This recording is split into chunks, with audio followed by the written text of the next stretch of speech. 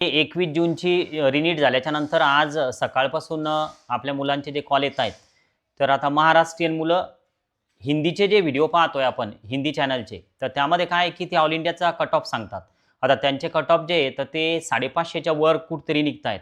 म्हणजे कॅटेगरीनुसार ते वेगवेगळे आहे. कुठं 450च्या वर आहे, कुठं 550, 500 प्लस आहे. मग आता यामुळं काय होऊन राहिलं की एक विचार आपल्या मनामध्ये येतो की महाराष्ट्राचा कट ऑफ नेमका किती जाईल. तर दरवर्षी काय होत असतं की ऑल इंडियाचा कट ऑफ आणि महाराष्ट्राचा कट ऑफ यामध्ये खूप फरक पडतो. कारण काय आपली जी कॉम्पिटिशन असते तर ती आपल्या मुलांसोबत असते, महाराष्ट्रीयन मुलांसोबत.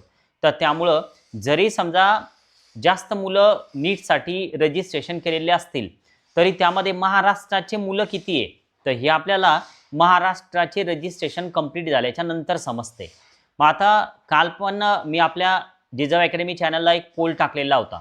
तर त्यामध्ये जवळपास 80-90% जे पोलमध्ये दिलेले ॲन्सर आहे, तर त्यामध्ये पेपरची लेवल ही टफ होती, हार्ड होती, असं सर्वांनी सांगितलं.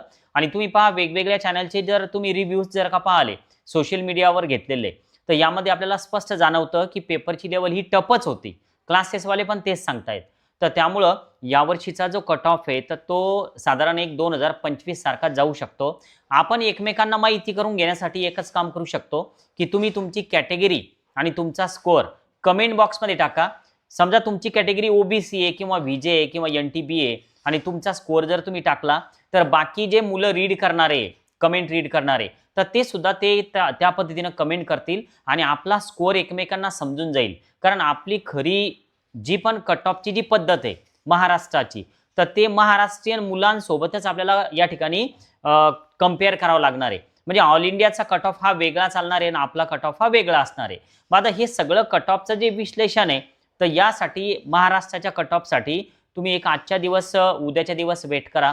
हे सगळे सोशल मीडियावरचे जे पण रिव्ह्यूज आहेत किंवा मुलांनी सांगितलेले जे पण मार्क्स आहे, तर याचं डिटेल्समध्ये ॲनालिसिस आमचं सुरू आहे. हे सगळं झालं की एक सविस्तर व्हिडिओ की नेमका ओपनचा, ओबीसीचा, व्हीजेचा, एनटीबीचा किती जाईल आणि ते सुद्धा प्रेडिक्शन असतं. आता सध्या तुम्ही जे पण समजा चॅनल पाहताय, तर ते सगळे प्रेडिक्टेड कट ऑफ आहे. ते 100% जसेच्या तसे उतरतील असा विषयच नाही.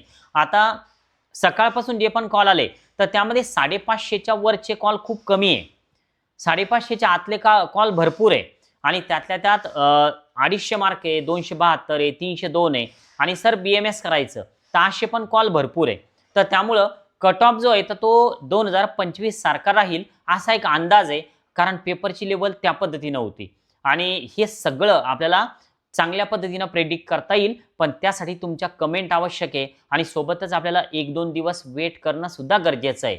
लगेच कट ऑफ कोणी जर का काढलेला असेल तर तो सुद्धा. त्यामुळं मी पण थोडा वेट करतोय की थोडा आपण थांबूया आणि नंतर मग कट ऑफवर येऊया की नेमकं काय होईल. तर तोपर्यंत तुम्ही जर जिजाऊ अकॅडमीला नवीन असाल सबस्क्राईब करा. कॉलवर काही बोलायचं असेल, कॉल लागत नसेल, तर कॉल असा मेसेज करा. तुम्हाला एक वेगळा नंबर दिला जाईल. काउन्सिलिंग जॉईन करायची असेल तर अगोदर कॉलवर पूर्ण बोलून घ्या, नंतरच काउन्सिलिंग जॉईन करा. आज आपण थांबूया. Okay, bye.